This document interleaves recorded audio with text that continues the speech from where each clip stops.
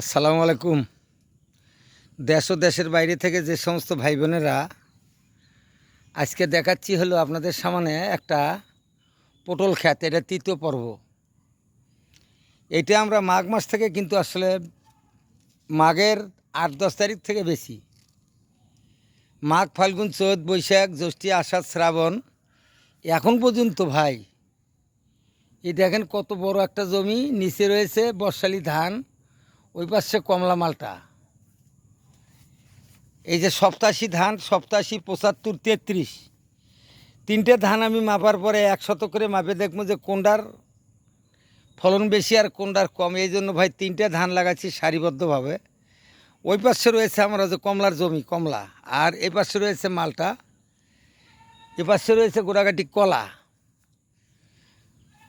তো আপনারা হতাশ হবেন কেন? আপনাদের যে উঁচু জায়গাগুলো চলে আসে, উঁচু জায়গা, আমি কিন্তু আসলে ঢেঁড়সের বিচি কিনি না। আমার পূর্বপুরুষ থেকে ঢেঁড়সের গাছের গোড়র থেকে যে ঢেঁড়সগুলো দেয় ওখান থেকে বিচি সংগ্রহ করে আমি এটা বাজার নিজের কাজ করি, এবং গ্রামের মানুষ 2-4 জন যদি চায় তাহলে আমি তাদেরকে দেই।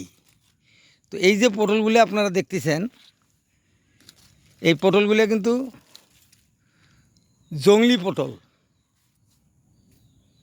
এটা অস্বাভাবিক ফলন দেয়। আপনারা গাছের বাহারগুলো দেখলে টের পাবেন কত সুন্দর গাছ। তো শুধু পটলে নয়, পটলের নিচে রয়েছে কিন্তু আদা চাষ, এই দেখেন। তো পটলের বাজার কিন্তু সময়তে বাড়ে আর সময়তে কমে ভাই। পাতা, প্রচুর পরিমাণ পাতা গাছে। তো পটল সঠিকভাবে আপনাদের সামনে দেখানো যাচ্ছে না, তবে ব্যাপক পটল জমিতে রয়েছে, ব্যাপক। খালি এই দেখেন পাতা উল্টেলেই পটল, এই দেখেন পটল, এই যে পটল। তো আপনাদের যাদের উঁচু জায়গা আছে তারা আসলে কিন্তু পটল চাষ করতে পারেন। এটা আসলে কিন্তু ভাই লাভবান, কারণ এটা ঝড় বর্ষা যেই হোক না কেন আপনাদের কাছে কিন্তু পটল দিবে ভাই। থাপার তলে 5-7টা পটল পড়ে।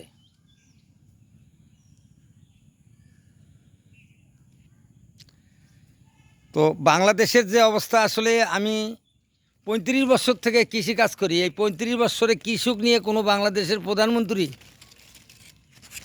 বা কৃষিমন্ত্রী এই কথাটা বলে নাই যে আমার দেশের কৃষকের কী অবস্থা। যে সমস্ত সারের সিন্ডিকেটগুলি আছে, সারের ডিলার, ওরা পাচ্ছে ওদের হলো বাপের মুল্লুক। ওরা টিএসপি, পটাশ, ফসফেট নিয়ে আসার পরে গোপনে রুম বানানোর পরে সেই রুমে রাখে। রাখার পরে কৃষকের কাছে যা চাবে তাই। এটা নিয়ে দেখার মানুষ নাই, তবে একজনে তো আর প্রতিবাদ করা যায় না ভাই।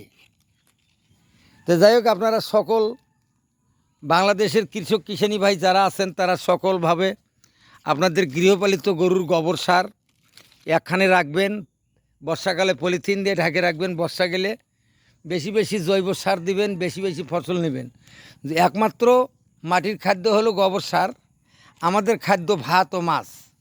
জমিতে আমরা অতিরিক্ত রাসায়নিক প্রয়োগ করার ফলে আজকে জমির মান কমে গেছে, বিভিন্ন রোগবালাই সৃষ্টি হয়ে গেছে। এই রোগগুলোর হাতের থেকে মুক্তভাবে আমাদের বাঁচতে হলে আমাদের জমিতে অধিক জৈব সার ব্যবহার করতে হবে। ইউরিয়া কম, ইউরিয়া কম। মূর্খ কৃষক আছে বাংলাদেশের, কয় 30 কেজি দেওয়া নেবে বিঘায়। আর ভাই মাঘ মাসে পানি দিতে দিতে জমি নাজেহাল করে দেয়। আপনারা ইরি বা আমনে পানি যত কম দিবেন ততই কিন্তু আপনাদের ভাই ফলন বাইরে যাবে। প্রত্যেকটা জিনিসেরই একটা লিমিটেড আছে, প্রত্যেকটা জিনিসেরই কিন্তু একটা লিমিটেড আছে। দেখেন স্যাপস্যাপা পটল ভাই, পটল কিন্তু খালি উপরি দেখানো যায় না, পটল পাতার নিচও পটল। যেভাবে আপনারা পটল উপরে দেখবেন সেইভাবে কিন্তু পাতার নিচেও দেখবেন পটল। এই ঝুলে ঝুলে আছে, এই যে ঝুলে ঝুলে আছে, আমি দেখাই, এই যে ঝুলে ঝুলে আছে,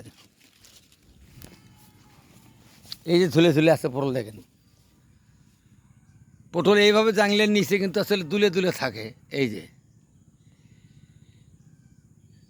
তো আপনাদের কাছে আমি অনুরোধ করব যে আমাদের দেশের যে অবস্থা, আমরা যদি বাঁচতে চাই তাহলে আমাদের নিজ নিজ কর্ম যতটুকু যার যে জায়গা আছে জায়গাগুলো কিন্তু আসলে কাজে লাগাতে হবে, কোথাও ফেলে রাখা যাবে না। কারণ আমরা বাংলাদেশ ভাই আসলে ব্যয়বহুল মানুষ, গায়ে গায়ে আমরা মানুষ বাস করি। আসলে কোরআনে আলা নাই, সমালোচনা করা বাংলাদেশে প্রচুর।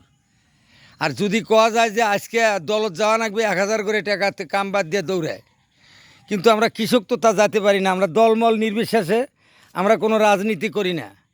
আমাদের যদি কোনো জিনিসের প্রয়োজন হয়, আমাদের এলাকা বা আপনাদের এলাকার কৃষি অফিসার আছে যিনি প্রধান, থানা নির্বাহী অফিসার আছে, তাদের কাছে যা সমস্যার কথা বললে পরে তারা অন্তত কৃষকের কথাটা কান দেয়।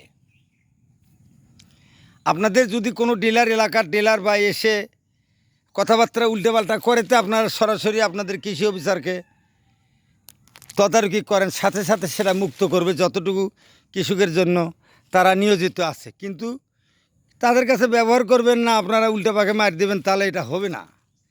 তো যাই হোক, আমি আমির হোসেন, জাতীয় পুরস্কারপ্রাপ্ত কৃষক। আমার পটলের জমির মাঠ থেকে আপনাদের কাছে আজকে সুন্দর একটা ভিডিও তুলে ধরলাম। আমি আবারও 4র্থ নম্বর ভিডিও আজ থেকে 1 মাস বাদে এই জমি থেকে দেখাবো। তো যাই হোক, কৃষি পরামর্শের জন্য বা গাছগাছরা বিভিন্ন দেশি বিদেশি সকল প্রসেসের জন্য আপনারা আমাকে ব্যবহার করতে পারেন। আমি আপনাদেরই ভাই, যতটা পারি আপনাদের জন্য সেটা আমি ভালো করে করব।